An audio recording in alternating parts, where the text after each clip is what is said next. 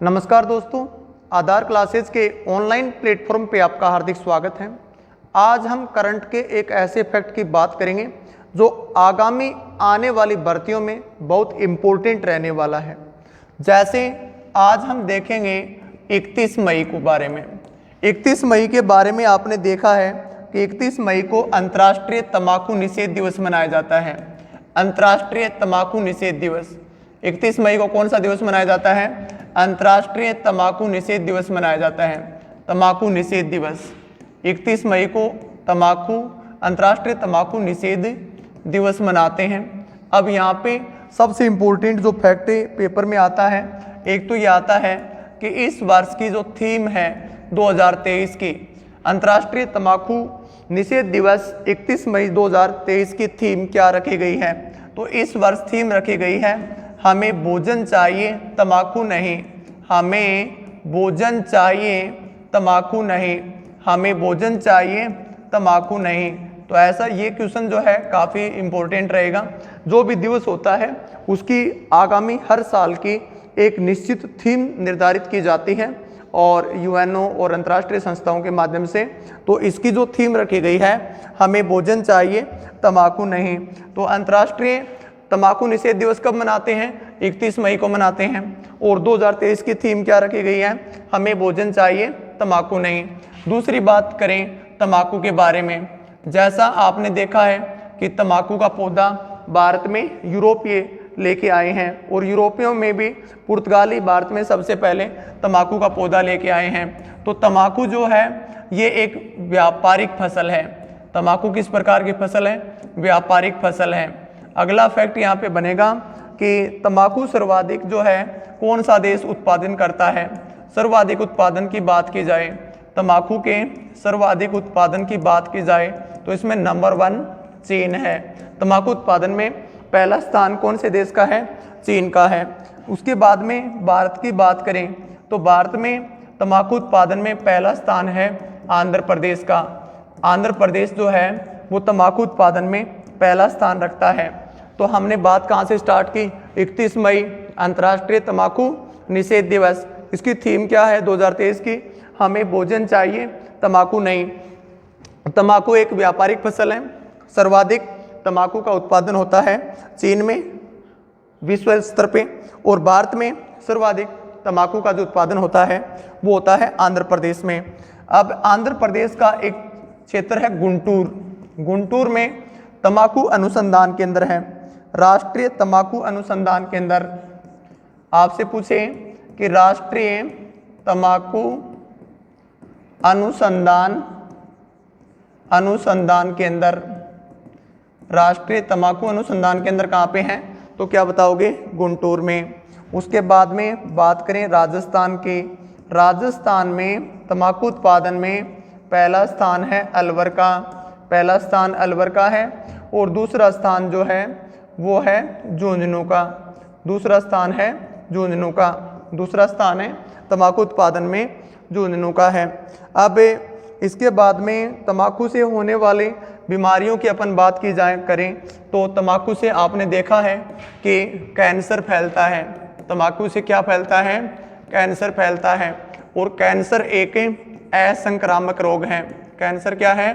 असंक्रामक बीमारी है।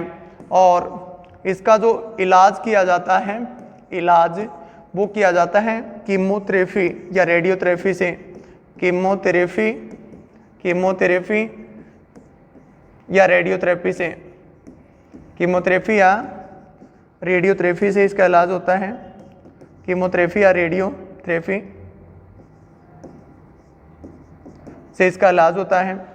अब कीमोथेरेपी या रेडियोथेरेपी का आविष्कारक माना जाता है इसका जो आविष्कारक है, इसका आविष्कारक माना जाता है मैडम क्यूरी को। मैडम क्यूरी को इसका आविष्कारक माना जाता है।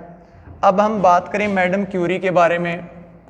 मैडम क्यूरी जो है ये विश्व में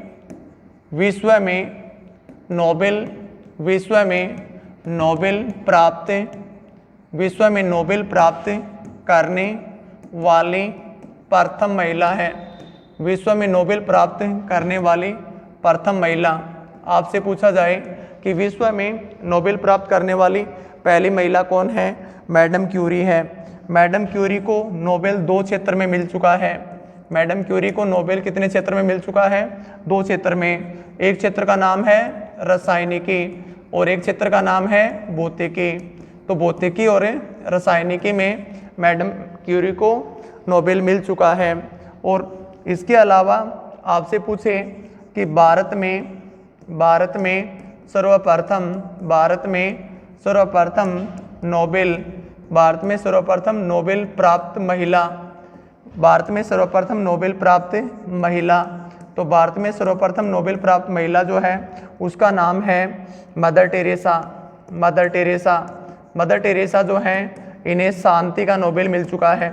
मदर टेरेसा को शांति का नोबेल मिल चुका है। मैडम क्यूरी जो हैं इन्हें इनके पति को और इनके पुत्री को और इनके दामाद को भी नोबेल प्राप्त हो चुका है, ये आपको ध्यान रखना है। नोबेल मैडम क्यूरी के पति, पुत्री और दामाद को भी प्राप्त हो चुका है। भारत में सर्वप्रथम नोबेल किसे मिला है, किस महिला को मिला है, मदर टेरेसा को। अब ये क्वेश्चन ऐसे पूछे कि भारत में सबसे पहले नोबेल प्राप्त करने वाला व्यक्ति कौन है, तो आपको बताना है रविंद्रनाथ टैगोर, 1913 साहित्य के नोबेल के लिए। अब विश्व स्तर की अपन बात करें तो एक नाम आता है मलाला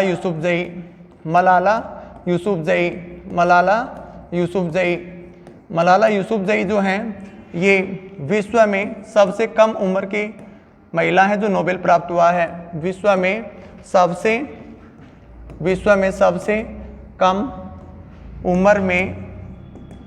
कम उम्र में नोबेल प्राप्त करने वाली महिला। विश्व में सबसे कम उम्र में नोबेल प्राप्त करने वाली महिला जिसका नाम है मलाला यूसुफजई, और ये पाकिस्तान से हैं और इन्हें शांति का नोबेल मिला है। इन्हें मिला है शांति का नोबेल। इन्हें शांति का नोबेल मिला है। इन्हें मिला है शांति का नोबेल। अब बात करें नोबेल प्राइज़ की, तो नोबेल प्राइज़ जो हैं ये प्रारंभ हुए थे 1901 में।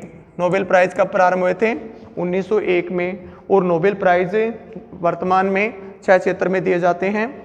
इसके क्षेत्र की बात करें तो 6 क्षेत्र में ये नोबेल प्राइज़ दिए जाते हैं। और स्वीडन की सरकार के द्वारा, स्वीडन देश के द्वारा ये नोबेल दिए जाते हैं। इसके 6 क्षेत्र हैं टोटल, जिसमें रसायनिकी, भौतिकी और चिकित्सा और शांति, साहित्य, अर्थशास्त्र।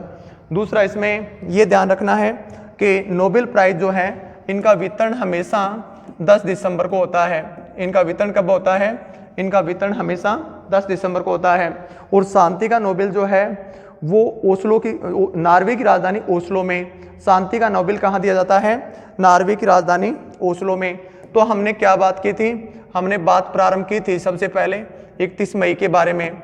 सबसे पहले आपने पढ़ा कि अंतर्राष्ट्रीय तंबाकू निषेध दिवस 31 मई को मनाते हैं। और 2023 की जो थीम रखी गई है वो क्या है, हमें भोजन चाहिए तंबाकू नहीं, हमें भोजन चाहिए तंबाकू नहीं।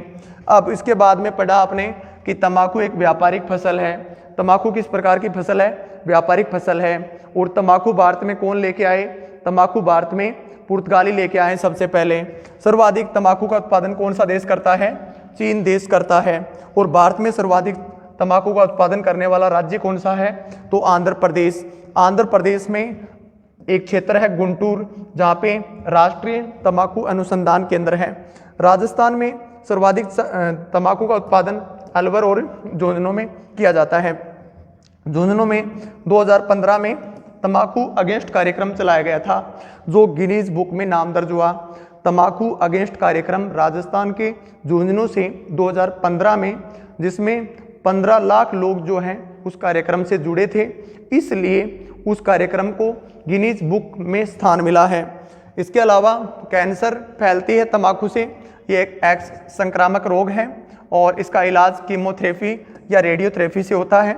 और रेडियोथेरेपी में एक यूज होता है कोबाल्ट 16 यूज होता है, कोबाल्ट 60। और ये कोबाल्ट जो है राजस्थान में इसका उत्पादन जो है राजस्थान परमाणु ऊर्जा संयंत्र रावतबाटा में किया जाता है। और राजस्थान में तब कैंसर अनुसंधान केंद्र आपसे पूछें कि राजस्थान में कैंसर अनुसंधान केंद्र, राजस्थान में कैंसर अनुसंधान केंद्र, तो ये कैंसर अनुसंधान केंद्र राजस्थान में कहाँ स्थापित हुआ है? जयपुर में। राजस्थान में कैंसर अनुसंधान केंद्र कहाँ स्थापित हुआ है? जयपुर में। अब मैडम क्यूरी के बारे में आपने देखा कि मैडम क्यूरी जो हैं ये विश्व में नोबेल प्राप्त करने वाली प्रथम महिला हैं और इन्हें 2 क्षेत्र में नोबेल मिला है। कौन कौन से क्षेत्र हैं? एक है रसायनिकी और एक है भौतिकी। भारत में सर्वप्रथम नोबेल प्राप्त करने वाली जो महिला है वो है मदर टेरेसा और सबसे पहले भारत में नोबेल मिला है रविंद्रनाथ टैगोर को। मदर टेरेसा को शांति के क्षेत्र में नोबेल मिला है और मैडम क्यूरी के पति, पुत्री, दामाद को भी नोबेल मिल चुका है।